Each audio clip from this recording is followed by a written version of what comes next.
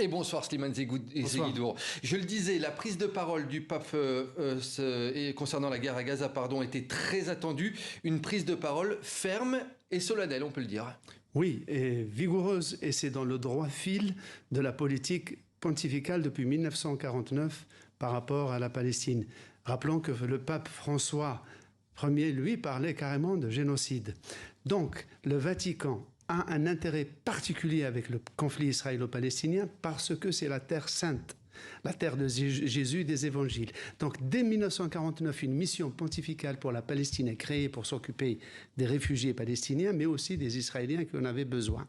Depuis lors, tous les papes se sont penchés sur le conflit en y apportant leur aide, leur intermédiation comme pour la diplomatie et leur soutien aussi bien à Arafat qu'à Mahmoud Abbas et aux Palestiniens. L'autorité palestinienne le rend bien, qui a imprimé beaucoup de timbres à l'honneur des papes. Et ce qu'il faut dire, c'est quelle est la ligne rouge de la politique du Vatican par rapport au conflit? Ce sont les chrétiens palestiniens. De Nazareth, Nazareth est la plus grande ville arabe palestinienne d'Israël. Il y a évidemment Bethléem, la Galilée, tout cela pour le Vatican.